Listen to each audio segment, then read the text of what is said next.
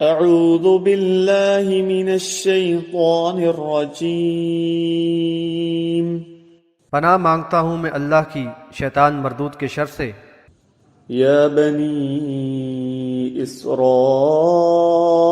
اذکروا نعمتی التي انعمت علیکم وانی فضلتکم علی العالمین۔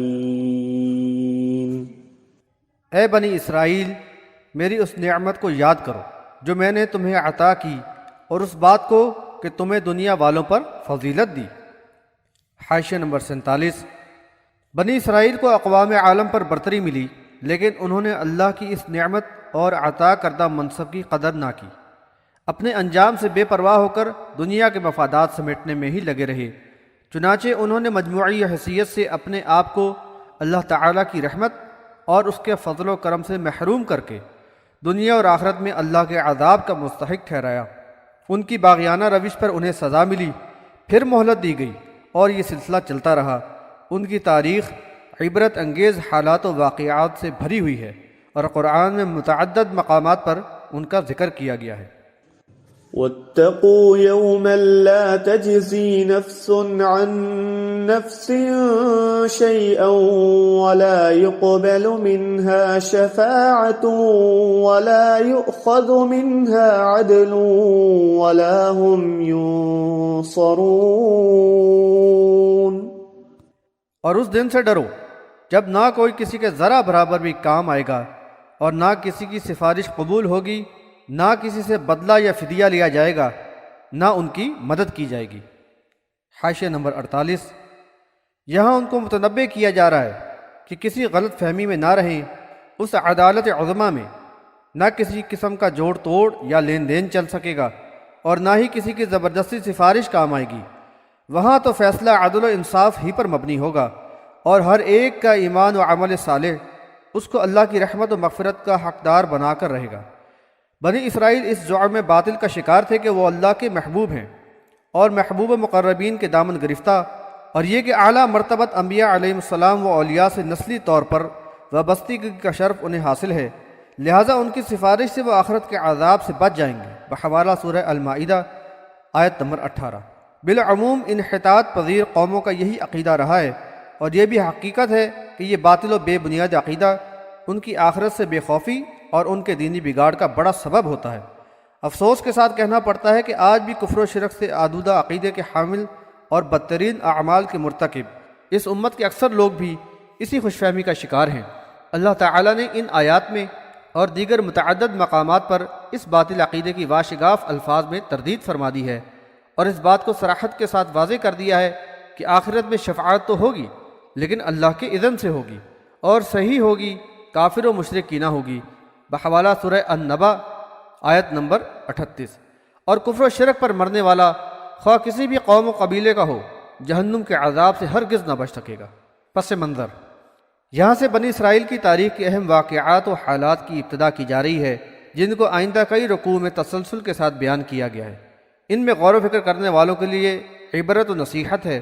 ان واقعات کے مطالعے سے یہ بات سامنے آتی ہے کہ ایک طرف تو اس ناشکری قوم پر اللہ تعالیٰ کی طرف سے بے حساب نوازشات ہیں، جن میں سے کچھ کا ذکر ان رکوعات میں کیا گیا ہے، تو دوسری طرف قوم یہود کی طرف سے اللہ کی نعمتوں کی ناقدری، اللہ کی پکڑ سے بے خوفی، اور اس کی آیات اور انبیاء علیہ السلام کے ساتھ تمسخرانہ سلوک ہے۔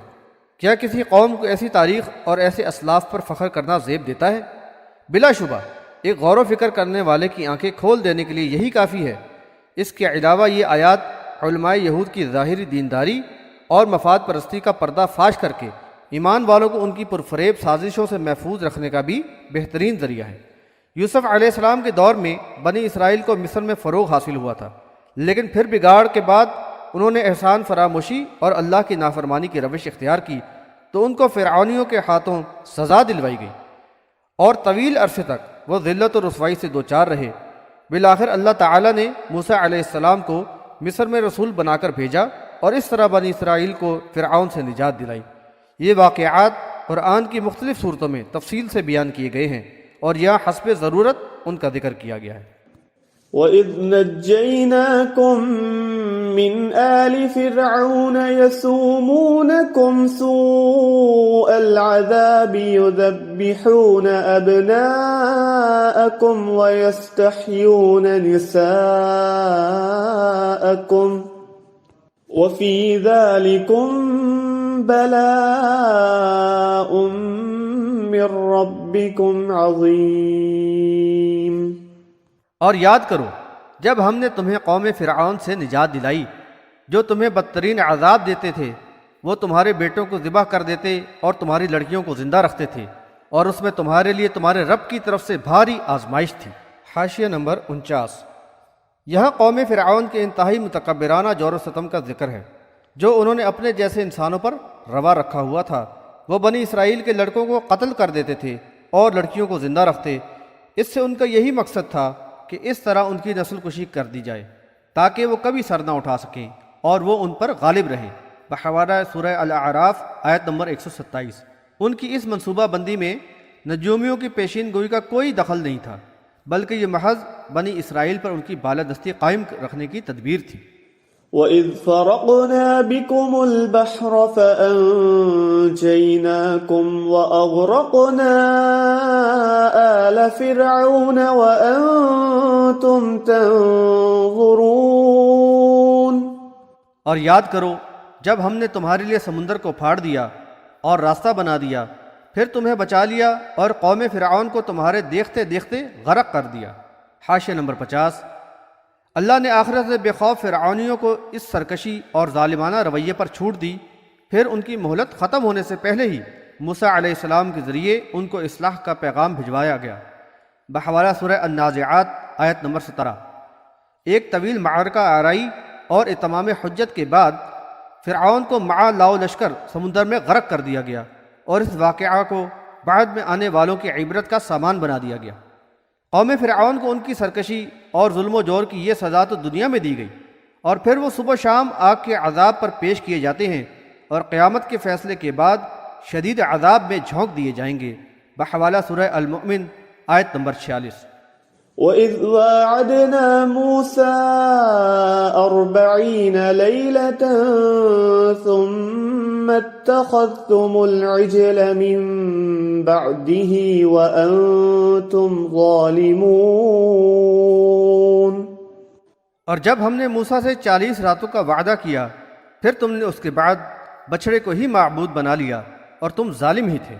حاشیہ نمبر 51۔ اللہ تعالیٰ نے بنی اسرائیل کو فرعونیوں کی غلامی سے نجات دلوا کر ایک آزاد و باوقار قوم کی حیثیت عطا فرمائی۔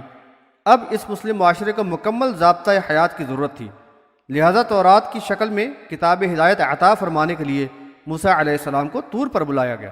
حاشیہ نمبر 52۔ یہ بات قابل غور ہے کہ ادھر طور پر اللہ تعالیٰ بنی اسرائیل کی رہنمائی کے لیے موسیٰ علیہ السلام کو ہدایات عطا فرما رہا تھا، تو ادھر طور کے دامن میں بنی اسرائیل شیطان صرف سامری کے بہکاوے میں آ کر سونے سے ڈھالے ہوئے بچڑے کو معبود بنا بیٹھے تھے۔ قبطیوں یعنی قوم فرعون کی طویل غلامی نے جہاں بنی اسرائیل کو ذہنی مرعوبیت کے نتیجے میں بری عادات و رسومات کا عادی بنا دیا تھا، وہاں ان کے کفر نے ان کے دلوں میں بچڑے کی عقیدت بھی رچا بسا دی تھی۔ قرآن کے الفاظ ہیں وَأُشْرِبُوا فِي قُلُوبِهِمُ الْعِجْلَ بِكُفْرِهِمْ بحوالہ سورہ البقرہ آیت نمبر 93۔ ترجمہ: ان کے کفر کی وجہ سے ان کے دلوں میں بچڑے کی عقیدت و محبت رچا بسا دی گئی تھی۔ اس سے قبل موسیٰ علیہ السلام کے ہمراہ بحر احمر عبور کر کے وادی سینا کی طرف جاتے ہوئے ایک بت پرست قوم سے ان کا گزر ہوا تو ان کو دیکھ کر بے قابو ہو گئے اور موسیٰ علیہ السلام سے درخواست کی کہ ہمارے لیے بھی ایک ایسا ہی معبود بنا دیجیے۔ بحوالہ سورہ الاعراف آیت نمبر 138۔ یہ اس قوم کی بے حسی اور کفران نعمت کے عادی ہونے کا بیان ثبوت ہے۔ حیرت ہے کہ طویل آزمائش اور رب ذوالجلال کی عظمت و قدرت کے مظاہرات اور فرعونیوں پر اللہ کے عذاب کے عینی مشاہدے کے باوجود ان میں نہ کوئی تبدیلی آئی اور نہ ہی جذبہ اخلاص و احساس پیدا ہوا۔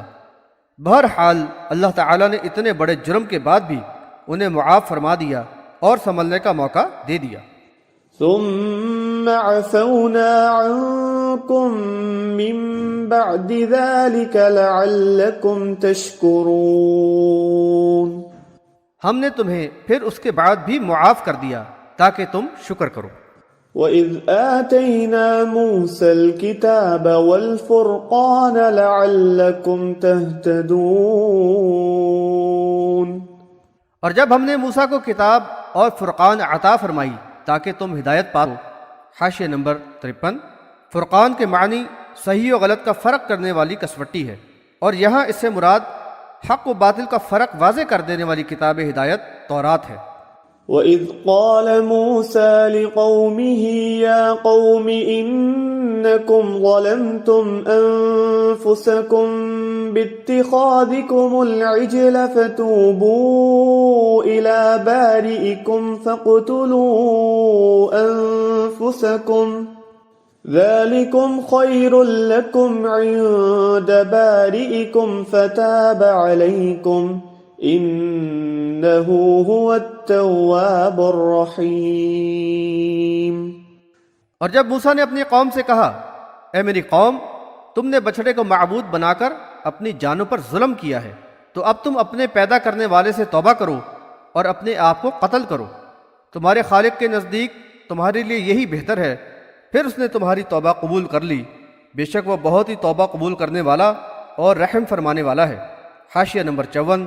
اب جب کہ موسیٰ علیہ السلام کو کتاب ہدایت عطا کر دی گئی تو موسیٰ علیہ السلام نے ان پر حد نافذ کرنے کے لیے ان پہ واضح کیا کہ اس ظالمانہ حرکت اور عظیم جرم یعنی گسالہ پرستی پر اپنے رب سے توبہ کرو، اور بطور کفارہ اپنے آپ کو قتل کرو ان لوگوں کو جنہوں نے اس مشرکانہ فعل میں فعال کردار ادا کیا ہے، اسی میں تمہارے لیے خیر ہے۔ یعنی ان فاسد عناصر سے قوم کو پاک کرنا لازمی ہے جن کی رگ و پے میں شرک کے جراثیم سرایت کر چکے ہیں۔ اگر ان کو چھوڑا گیا تو وہ پوری قوم میں پھیل جائیں گے اور ان کو ہلاکت کے گڑھے میں گرا دیں گے۔ یہاں یہ بات بھی قابل ذکر ہے کہ حدود کا نفاذ اجتماعی تزکیے اور تربیت کا بڑا ہی مؤثر ذریعہ ہوتا ہے۔ یہ ایک طرح کا آپریشن ہے جس کے ذریعے قوم کے اندر سے فاسد حصے کو نکال دیا جائے اور اجتماعیت کو اس کے برے اثرات سے پاک اور محفوظ کر دیا جائے۔ اس سے شریعت الہیہ کے قوانین کے حکیمانہ ہونے کا بیان ثبوت ملتا ہے۔